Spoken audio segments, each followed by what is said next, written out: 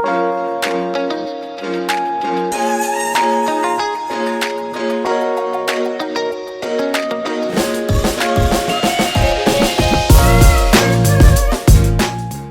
guys, Danny with Danny Gus and Fitness Podcast. Have my co-host Nico Dato here. Today we wanted to talk to you about New Year's resolutions. It is January 16th as we are filming this, and I recently looked I've known for years, I think you mentioned this, that you've heard your different things too, about when people drop off and the failure rate. I didn't know it was this much though. Yeah, so I recently looked something up that statistically 88% of people fail at their resolutions within the first 2 weeks. 2 weeks. Yikes. Yeah, I didn't know that. And New Year's resolutions is just one part of the year, right? People are working towards things and setting goals throughout the year. And so what we wanted to do today was talk about the resolutions, yes, but more so just talk about setting goals effectively. And so we're going to take you behind the scenes of how we do things here in our program as personal trainers, as coaches, and walk you through step by step how we set goals with our clients and the different things you're going to want to keep in mind. Because as you set your goals, I would say confidently that if at any point you're going through our steps and it doesn't check that box, you may want to dive deeper into that to really set yourself up for success.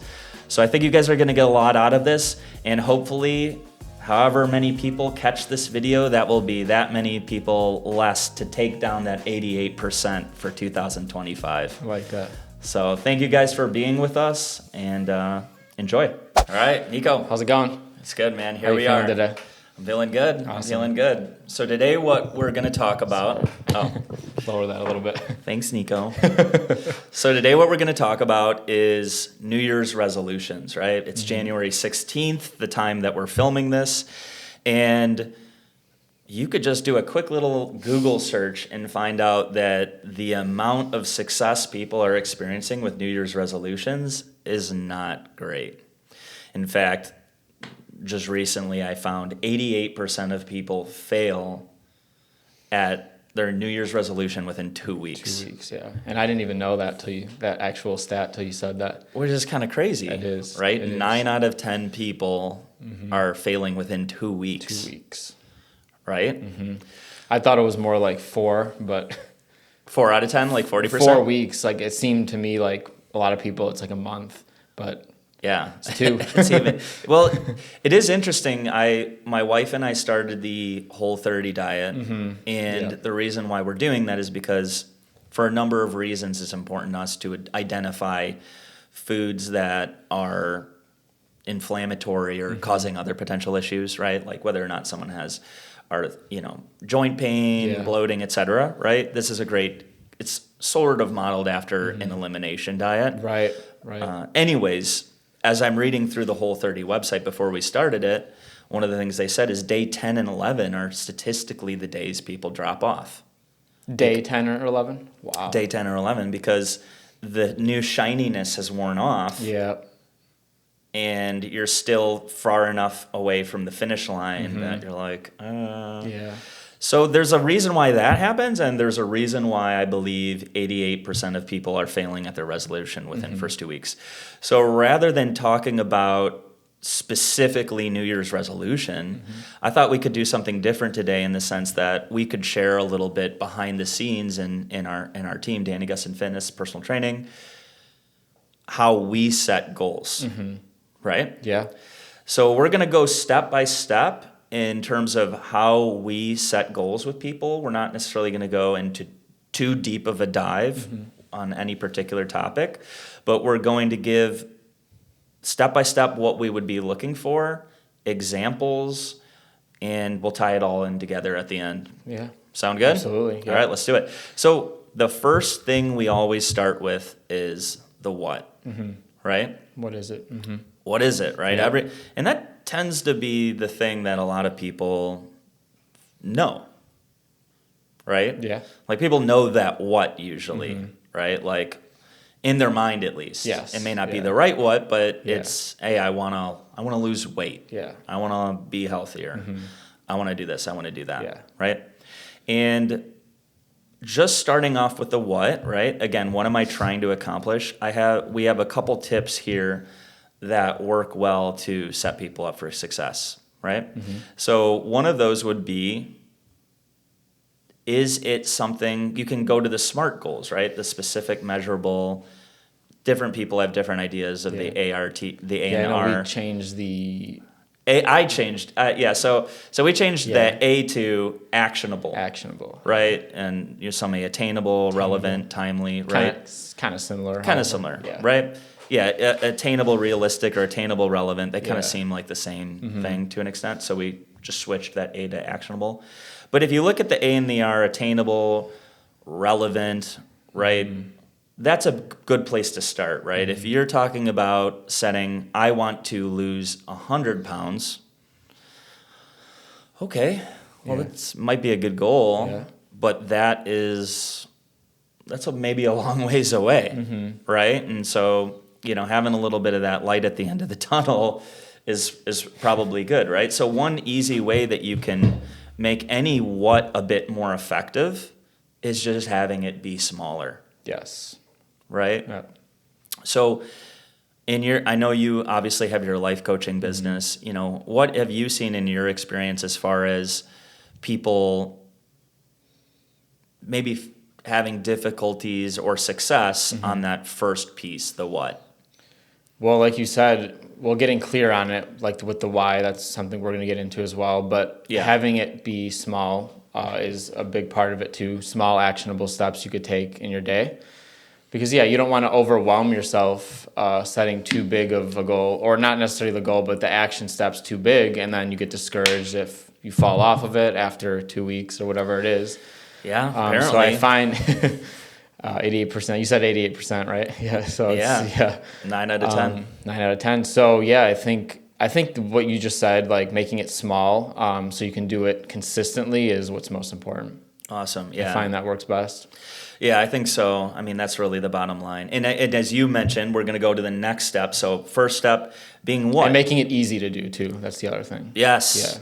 That's a big one. So making it easy to do, right? So guys, an example of that would be, for some, like let's say getting to the gym right now is really, really hard because you've got young kids and you've got a busy schedule.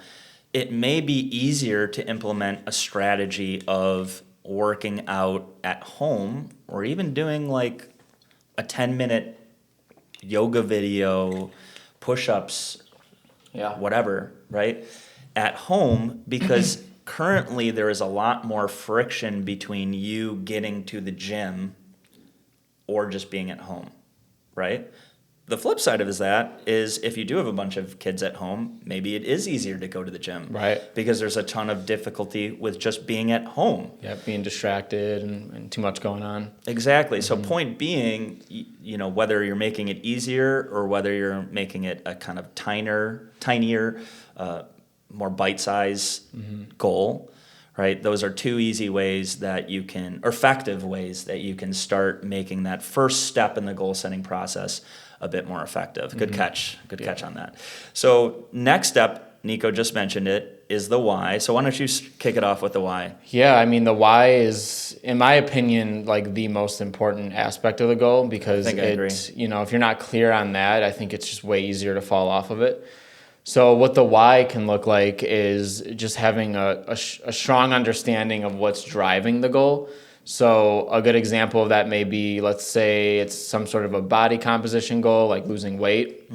If your why is not strong enough, if you're just kind of saying you want to, whatever it might be, you want to just be healthier because maybe you heard that that's a good thing to be in shape and be healthier. Instead of saying something like that, it's something maybe more along the lines of, I want to feel better throughout my day. I want to have more energy. I want to have more energy to play with my grandkids. I want to have longevity as I grow older. So that's kind of like my stance on the why. And like I said, I think it's extremely important because without it, you're more easy to fall off. Yeah, absolutely. And I think I agree with you that I believe it is the most important step in the process. Because when the going gets tough, if you don't have a strong why, it's over. Yeah. It's like over before it even starts. Yeah. Right? Because again, like you said, there's such a significant difference. I always like to bring up this example, I love you, Christine, but I got to do this. So when I first started training one of my clients, Christine, she comes in and she says, I'm talking to her through the goal setting process, and we get to that part of it, the why, right? She's identified that she wants to just start exercising. Initially, she says it's about energy. And I go, okay, you want more energy. How do you not have more energy? Or how do you not have enough energy? How's it affecting you? Right. It's, it's not. It should be better to have more. Yeah, right. I go, okay. So what would you have in your life now that you don't have if you started doing that? If you had more energy, right? Right. She goes, well, I'm sensing that ambivalence, Yeah. right? Which is a destroyer of action, Yeah. right? Anytime someone's ambivalent about setting a goal or what the goal itself, right? Why they're doing it. Finally, push comes to shove, she had multiple kids and, she had difficulties with the pregnancies and how they affected her abdomen. And she goes on to just say that, she really just wants to feel good about herself again. Right. And I'm like, that's it. the thing, yeah. It's not the more energy, right? And even before that, she goes, well, I don't want to be vain.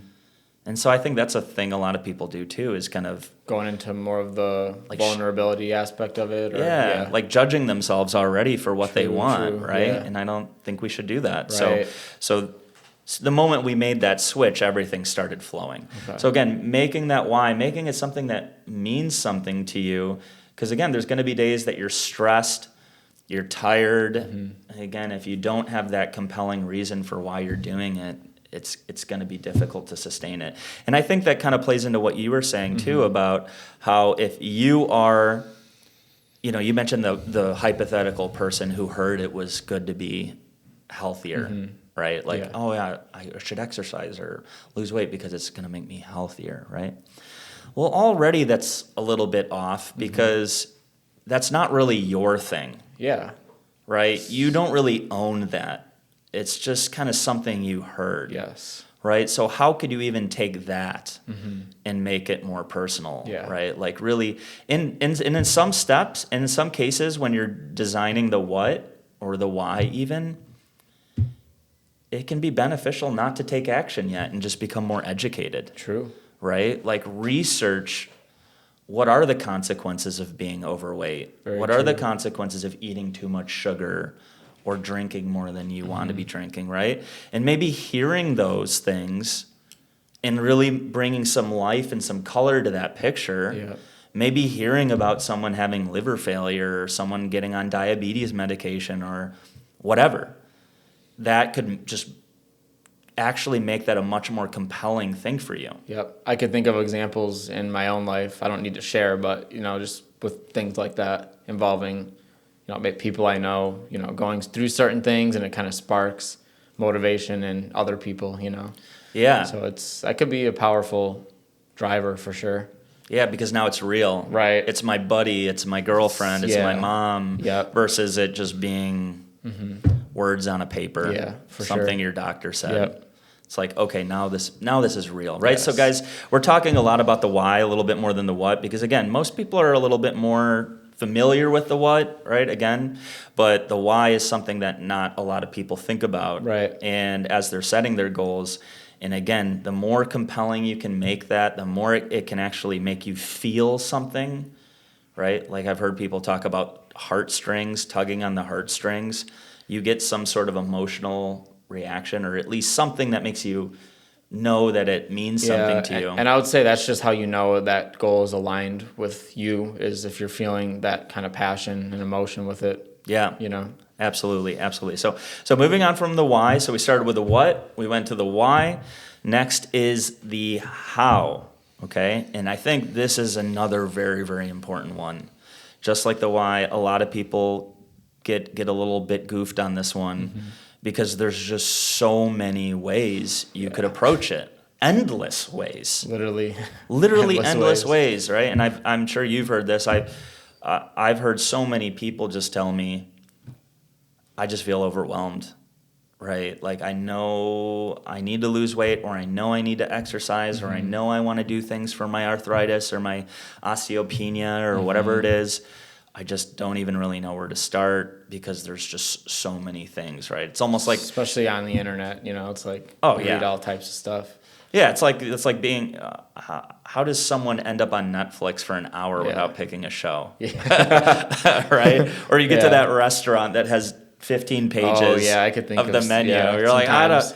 don't Like, even want to eat anymore. Yeah, I'm out of here. I'm out of here. I'll go get McDonald's or Yeah, something on the right. way home. At least I know what that is. So the how is, what exactly are you going to do to implement your strategy? So like a quick example building off of everything would be, what do you want to do? Well, I want to lose 20 pounds. Why do you want to do it? Well, I want to feel good about myself again. I've been afraid to take my clothes off in the summertime, and that sucks, right? Or whatever it is, right? Well, now how are we going to do that, right? And again, I think that does go back a little bit to that making it easier. Yes. Right, and starting tiny, right, is the idea of, sure, you could start with working out 6 days a week, right? You could start with, I'm going to have salad for every meal and smoothies for every meal, right? Or intermittent fast for a 4-hour window, right? Or you could just kind of start where you're at and just kind of move a little bit forward from there, right? Like we here are big fans of, if you can accomplish the same goal with less, then why not start there? Right? I mean, too often people come here and they say, oh, well, I'm going to work out 5 days a week. And we will say things like, well, how many days have you been working out? 0. They're like, well, but I want to work out 5 days a week, right? And in my earlier part of my career, I would do that. I go, okay, 5 days a week, right? Yeah, we literally will tell people, we don't even recommend that. I just had someone recently, I told that too. Really? How did that play out? Someone wanting to join the club. Okay. Just asking, what their plan was. And yeah, the same, like you pretty much just nailed it, what you said. Like currently working out 0, going to, what did you say, 5? I think she actually said 6 days. Yeah. So I literally said, kind of how you're explaining it, even just like 2, honestly, 2 or 3 maybe to start. Sometimes even like 3 in the beginning is too much. Yeah. I mean, every situation, every person's different, but it's just, whatever makes it easier to get into the routine. And how did she respond to that? Everyone always responds like it makes sense when you word it that way. Like, oh yeah, going from 0 to almost every day of the week is probably a little too much of a big jump, Yeah, and what's crazy about that too is you could get to a place where you are successful, or you've been doing what you've been doing, and maybe you do set a 6 day a week goal, and you're successful for 2 weeks, right, bringing it all full circle. But then the next week it's 4 times. Yeah. Excuse me, and you and I would look at that and go, heck yeah, 4 times? You were doing 0. You were doing 0. Yeah. That is a lot more than, 4 is a lot more than 0, right? And so what's unfortunate about that is people set some sort of arbitrary goal around the frequency, right? Yeah. And they end up doing more than they were doing, but then feel like failures because they didn't hit that goal. If they don't hit the goal. That's a good observation, because it's easier to not get discouraged if you're not hitting the 6. Yeah. Compared to if you're consistently hitting the 2 over the span of a long time. And a lot of people do kind of get trapped into that black and white thought process of, oh gosh, it's not 6, so it's nothing. It's like, no. So why I am personally a big fan of the idea of find a how or strategy that is at least big enough to feel like the juice is worth the squeeze, like it's going to be effective, right? You need to believe it will be effective. So if that starts with 2, 1 push-ups, walking around the block, whatever it is, and in your mind when you think about that, you go, yeah, okay, that's a good place to start. Good. If it doesn't at least meet that criteria, then yeah, maybe you do need to ramp it up a little bit. Like let's say, for example, you go, I'm gonna do 10 jumping jacks a day. which for some person that might be great. Yeah. But for another person, they might go, well, what is even the point? Right. Right? Like, is that really It's enough? not fulfilling Yeah. what they feel is enough, you know? Yeah. And don't you think a lot of that is intuitive? Yeah, 100%. You know, Yeah. you almost feel you'll it when know, yeah. You could sense it. Yeah, like sometimes not we'll feeling right. we'll do something a bit more in depth than this, Yeah. right? Where we'll kind of help people discover these things, and one of the things we'll say is, hey, how do you even feel when you think about doing that? Right. Like, is it something? Does it excite you? Yeah. Does it excite you? Do you feel energy? Like, and if you don't, then again, it needs to at least hit that minimum threshold. Yeah. But I would say no more than that. Just start with that. Yeah. Right? Because again, you can always add more later, right? But if you've been doing 0 or 1 and you're talking about going from 5 to 6 or whatever that thing is, you've been eating fast food 3 times a day and now you want to eat salads, well, maybe just start with one less fast food meal, right? Yep. Kind of making it simple to do. Yeah, easy and kind of making it tinier. Again, absolutely. So that's how. So we've gone through the what, the why, the how. Now, another important one, and this kind of ties into the whole thing, that ties into the how, is metrics, right? So, in fact, I missed a point here about the how, right? And I think this is a good one, and it actually kind of ties back in later, is when you are talking about a how, it is important to establish potential obstacles. Yes, for sure. Right? And so for example, for those who don't know what I mean, when I say that is, okay, you set this goal. I kind of already alluded to it with the story of the person who has the kids, right? But you want to identify how this could fall apart, right? Yep. Because if you're not realistic about how this could fall apart, then you're going to be woefully unprepared when you do experience some challenges, right? Because they're bound to happen too. Challenges. It's not if, it's when. It's when, yeah. Right. So examples of obstacles would be, you want to eat healthier, but your social group do like going out to eat a lot and drinking and whatever, which are not necessarily bad things, right? But relative to your goal, it's not necessarily supporting that, right? Or, you want that example I mentioned earlier, you want to work out, but, it's just how do I get away? I can't work out at the house, right? Because the kids are there, or gosh, it's hard to find time to get away, right? It's important to think those things through so that you can kind of troubleshoot it, right? Well, how could I make it work then? And again, a lot of the times, the beauty of that is it does come back to making it more simple, right? Because if you're already considering obstacles, you may think, oh, well, maybe I do need to scale this back a little bit. Right? Yep. Give myself a little bit more opportunity to succeed, right? So again, obstacles are just things that could get in the way of you implementing your strategy. Yep. Right? Got to be prepared for it. Exactly, right? So metrics are the next step. So what, why, how, metrics, okay? So the metrics are how are you measuring your progress, right?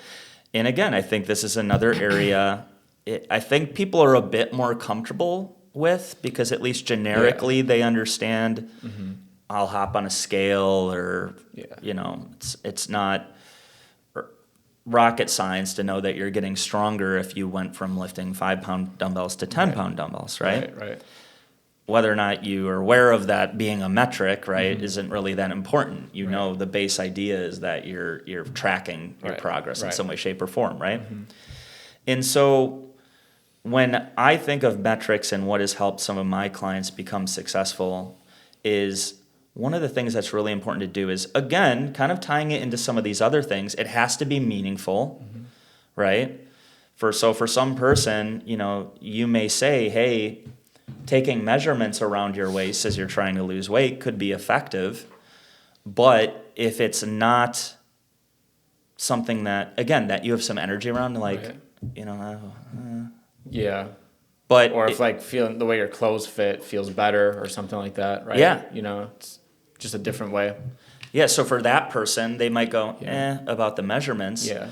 But then about how clothes feel, they're like, There's more excitement around it. Yeah, I do. Because that might be the thing. Right. right? That might be the thing that they know. I've heard this from clients, right? They're like, oh yeah, it's like I got this like back fat that's Right. squeezing up against my Right. shirt, and I can feel it when I'm moving, right? So for that person, yeah, how you feel in your clothes is going to make a big difference. Right. But for another person, that measurement might rock their socks, right? For one person, a scale means nothing and is a source of stress and agony. And another person, it has to be there, Yeah. right? It's the whole process That is is the contingent, thing. is what's happening on the scale. Yeah. So again, kind of finding these metrics to measure your progress with in a meaningful way, but then I would also say one really, really important piece to that is having multiple metrics.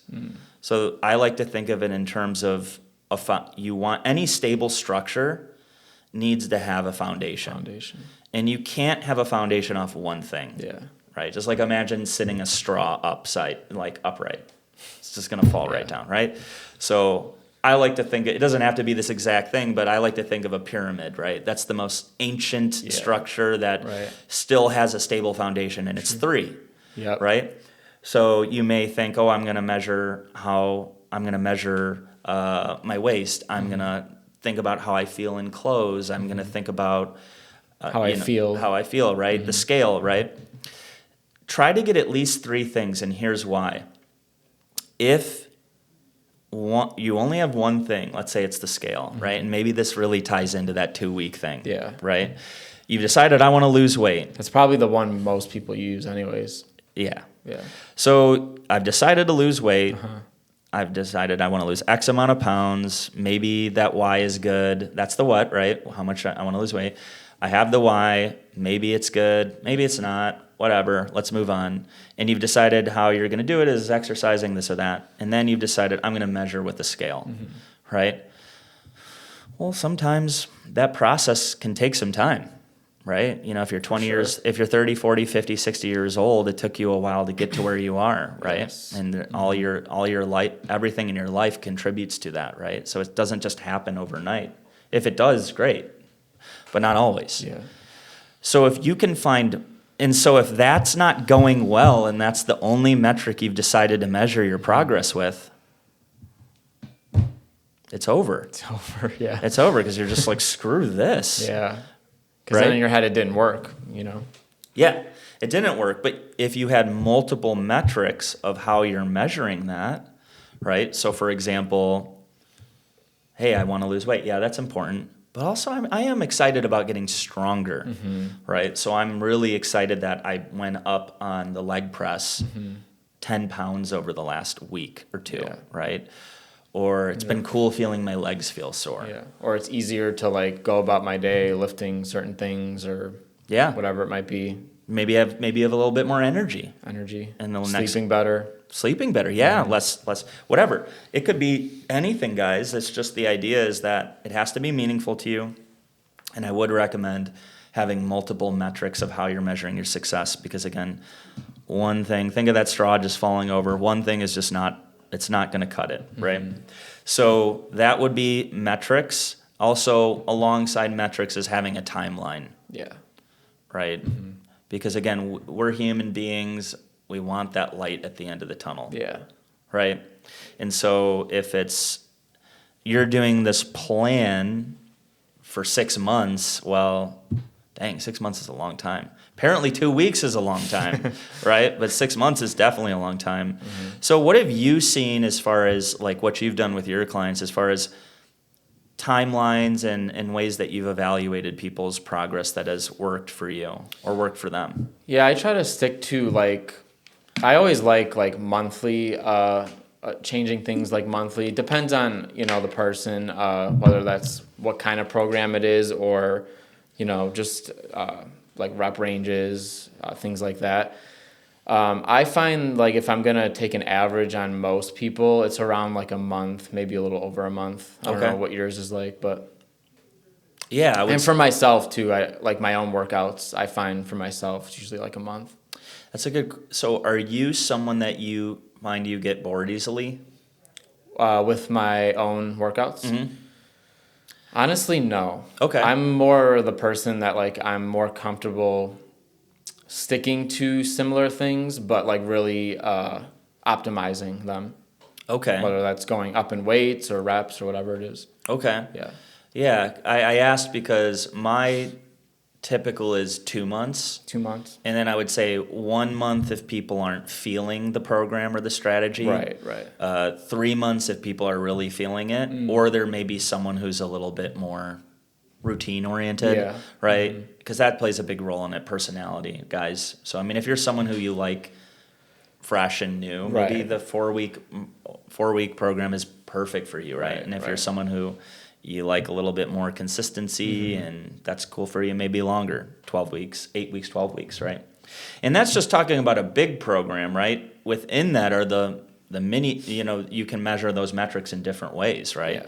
You can determine that in 3 weeks, if I'm not losing weight, I might need to make a change, right? And that can tie back into the what, right? Yeah. Like maybe my 2 days goes to 3 days, or maybe my X steps goes to this many steps, right? Yeah. Whatever that might be, right? But again, they all play on each other, and that's why it's so important. So we've gone through the what, the why, the how, the metrics, right? The timeline, metrics and the timeline. And then I would say the last piece of it is building in flexibility and reevaluating. And that kind of ties into what we were just talking about with the metrics. It's just a little bit of a different take on it. So it almost plays on the piece of the obstacles as well as the metrics together, right? Right. Because they go kind of hand in hand. Yeah, because if you think about it, okay, you've determined that there may potentially be some obstacles, right? So, for example, you have a stressful job, right? That's a big one. Which a lot of our clients do. That's probably one of the bigger ones, That right? is Like the biggest one, probably. family and relationship work. stress. Yeah. And so that is something you've determined is an obstacle, that you have a stressful job, or that you're very needed in your family, right? There's a lot of responsibilities you have, right? Things like that. So you've determined that, and you've determined these timelines, right? Like 2 months, 1 month, whatever it is, measuring hopping on the scale every day, week, reassessing it every 2-3 weeks, whatever that is, right? And shit hits the fan. Got to adapt. You have to adapt, right? Because if you're in that black and white mindset of all or nothing, well, again, that's why you are then 9 out of 10. Yep. 88%. You're the one of the 9 out of 10 because you don't have any flexibility built into your plan. So what does that look like? I would just say it doesn't even necessarily need to be something you write down. It could potentially just even be something that you have in your mind as like a contingency plan or an okay. Meaning like if you're working out 2 days a week, you have it in the back and that's going well, maybe you have it in the back of your head that as long as if things get really crazy, at least if I can do one for that time that I need to get through this work report that is taking all my time, or my kids are their sports schedules have ramped up, so I'm chauffeuring them around everywhere, right? Or maybe you got sick. That happens this time of year. In fact, we've seen that a lot. Oh, yeah, the last few weeks for sure. You've had a lot of clients, right? Yeah, and then even me, I got like a little something over the one weekend, like 2 weeks ago. But yeah, a lot of clients kind of going around, even family, friends. Yeah. It's that time of year, like you said. So there's a good example. So what did you do? You got sick. So how did you get back into your routine? My first thing, I'm a little hard-headed in the beginning, and I still want to try and, because I'm not, I'll be honest, I'm not used to getting like sick, because I try to optimize my life not to. Yeah. But I would say I was a little hard-headed, wanted to just do a normal routine. I quickly realized like that's not going to work, because I wasn't feeling good, really low energy and all types of stuff.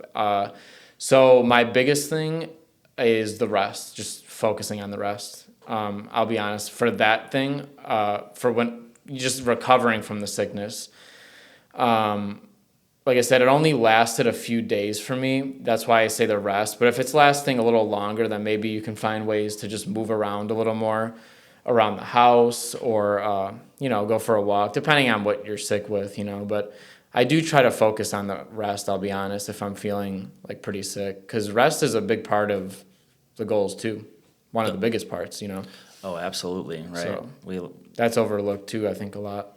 Yeah, I remember we had Brian on a couple of weeks ago, and that was his biggest thing is whole career or whole lifespan of doing bodybuilding in his 20s and then working. Not enough rest. And then hockey and then this and then becoming a track coach and working out. We're like, well, hey, what's the biggest thing? Rest. Yeah. Right? What's the one takeaway? What's the biggest thing you learned you could do over again? Yeah. Rest more. And the older I get, the more I'm with him for sure, is like really just focusing on the rest, honestly. Yeah, I personally think that plays back into, starting smaller too. Yeah. Right? Because, again, you're going to be less likely to get burnt out or overtraining, right? I think that's a big reason why a lot of people get sick too, is they're just burnt out. Their immune system's weaker. So. Because it's very American. Yeah. Right? Go. Just to drink coffee. Yeah. An energy drink, whatever, sleep when Power I'm dead. through it, yeah. Right? Yeah, it's true. A lot of people have that mindset. But I had that mindset a lot of my life until the last few years, so. Yeah, and I'm with you too, because part of me feels I have that little voice in my head, like, you sissy, just start working out again, right? Like, who cares if you're under the weather? Work out, do your plan. Gotta get it in, yeah. But I do think, to your point, you do have to prioritize rest. Mm-hmm. And I would also say that when you're starting to feel better, just transition back in, right? It doesn't necessarily need to go if your plan was 3 and you were digging that, of 3 workouts a week, and you were digging that. Ease back into it, yeah. Maybe just start with 1. Maybe start with 2. Maybe start with just doing some planks at home. And then to finish answering your question, that's basically what I did too, is I just eased back in. So. Okay, so you just transition. So what was it like? What's your normal workout routine? I usually work out 4 days a week pretty consistently. So that first week back, I think it only was 2. So I cut it in half, basically. Okay. That first week after I wasn't feeling the best, because it was just the weekend. Like I said, I wasn't feeling good. So then that first week back, I think I got 2 in, and they weren't the best workouts, I'll be honest. And you can easy to get in your head about that, because then you're like, oh, it wasn't a good workout. But really, anything is better than nothing. Absolutely. And then I was back to normal like the following week to my normal routine. Yeah. So just 1 week of a transition and then back to transition it. So look was at like that. a week, yeah. And you could have I could have easily burnt myself out trying to go full force, my normal intensity 4 days a week, and then I might have burned myself out because I wasn't fully recovered. And then now the following week, where the one I got back to my routine could have looked like being sick again or just whatever, or tired or maybe burnt out mentally. You're just like, you know what? Now I think I need some time off from working out. And yeah. Now now it's not looking good. Now you're getting into that 2-week category, right? So again, let's go through each point one at a time. So bringing it all full circle, guys. You start with the what. Why do you want to do the what, right? And again, with the what, you can make it simple, you can make it easy, you can make it smaller. With the why, is it something that's compelling for you? With the how, is it something that you can implement in a reasonable way? Have you identified are you starting maybe smaller and kind of building from there, right? Mm-hmm. Again, you want to make sure that it has enough of that oomph to feel like it's worth the time. But again, why if you can accomplish the job with less and have more balance in your life for other things you enjoy, great. Start thinking about those obstacles while you're thinking about the how. Metrics, right? Are you measuring things in a way that is meaningful to you? Do you have more than one? You should have it's beneficial to have multiple. Again, think of that one metric just being like a straw standing upright. It just falls right over 2, 3, even 4 things that are meaningful to you. So when the one metric doesn't work out the way you want to, you at least have some other things to fall back on, right? And then again, bringing it all full circle is the flexibility and reevaluating. So as you are evaluating your progress and you are going through your program and things come up like being sick, being stressed with work, overwhelmed with work, have that contingency plan. Have that this is enough feeling, right? To kind of say, hey, I need to take a step back, but only for a period of time, right? And just give yourself grace during those times, Yeah. but also, keep it at the forefront, because again, it could also go the other way where Yeah, for sure. it's Easily. just Lose over. momentum. Yeah. And then, yeah. And so to finish off, I think an important thing to mention about all of these things, right? So our process is what, why, how, measuring, finding the metrics and the timeline. And again, just kind of building in flexibility, and reevaluating the program and its success over time, right? So one of the things that I think is the most important piece that really ties it all together, it's almost like you've got the stew, and then this is the broth to the stew. If you really want to stick with anything, it has to be something that is working towards an identity that you want to work towards. Yes. And so if you are doing things like being more active and exercising, those things are great.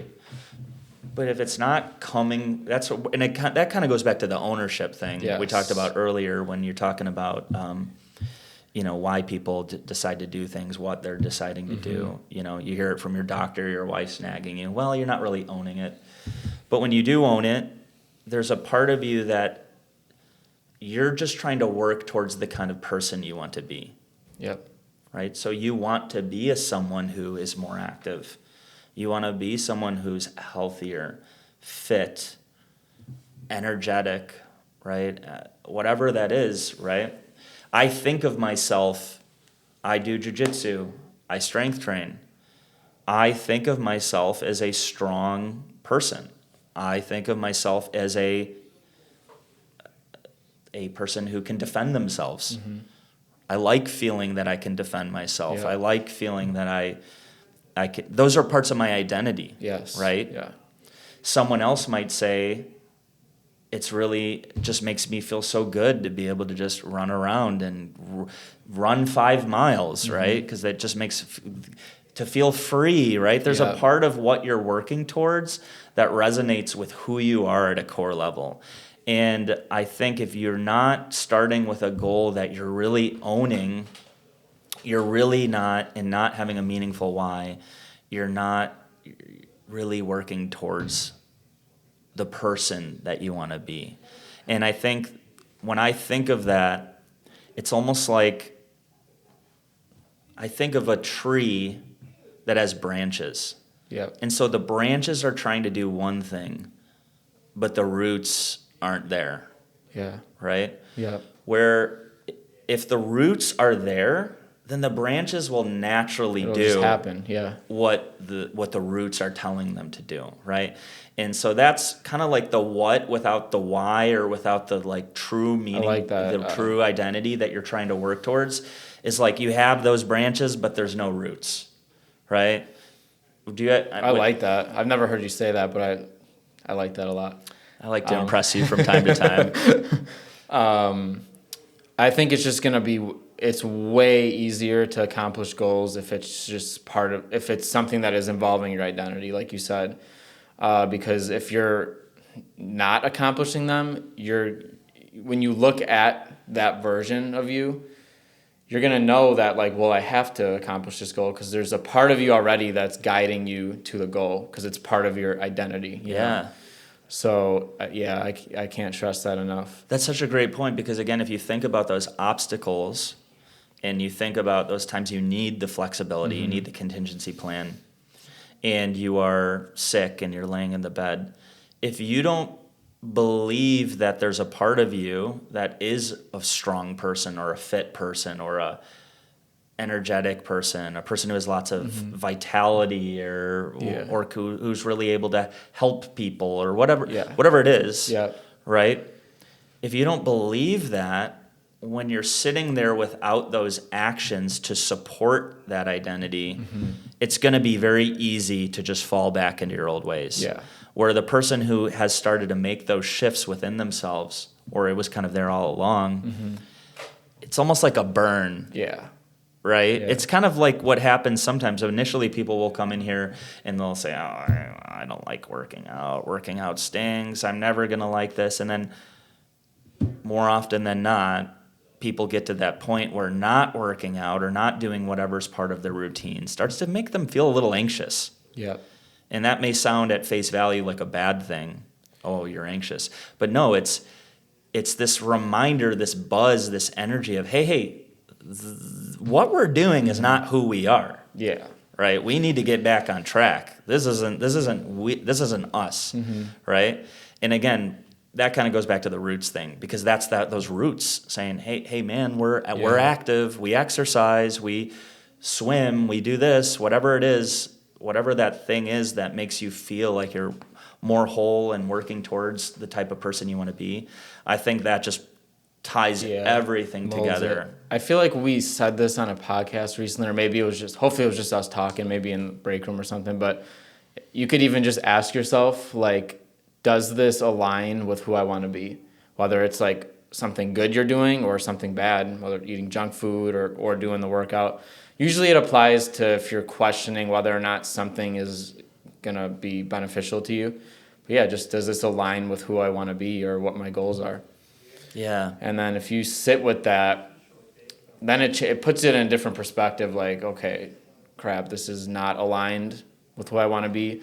And if you already have that strong visual of that perversion of you in your head, it's going to be easier to not fall into those habits, I feel like. Yeah, that's such a good point. And it's sometimes disheartening, but it's just the reality of it is every once in a while we will work with people and this just isn't their thing, right? And that's not a bad thing as long as you're pursuing fitness, and because I mean the benefits scientifically of strength training and exercise are irrefutable.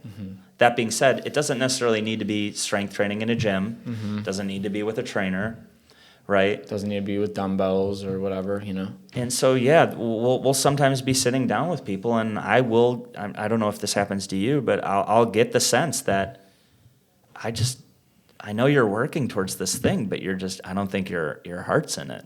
Yeah. Right? And, I'll be the first to say, hey, there's other things out there, right? And so that may be when I start to encourage people to, hey, have you ever thought about doing yoga? Have you ever thought about doing kickboxing or Pilates or whatever it is, or, hiking? Yeah. And what's cool about that is those things often can get times, even though you may not love strength training, you identify the benefits of it, and those things can almost again tie it all together and bring new life to the whole thing, because now strength training supports hiking. Yes. And it supports you feeling stronger when you're hitting the tennis ball, right, or whatever that thing is, right? And so again, that goes back to just having those honest conversations with yourself about who you want to be, why you're all. But guys, be open to the journey. It can really take some major twists and turns. The journey is the destination. There we go. You've never heard me say the root branch thing? I've never heard you say that. Oh, really? I felt like I've said that before. Oh, that's awesome. Maybe not. I've never heard that. That's great. Yeah. But yeah, be open to how it's all going to play out, guys. But if you keep your eye on the prize, what you want to do, why you want to do it, and working towards the type of person you want to be, you'll figure it out. So thank you guys for being with us. Nate, Nico, thank you. I love that. Can you say it one more time? The journey is the destination. And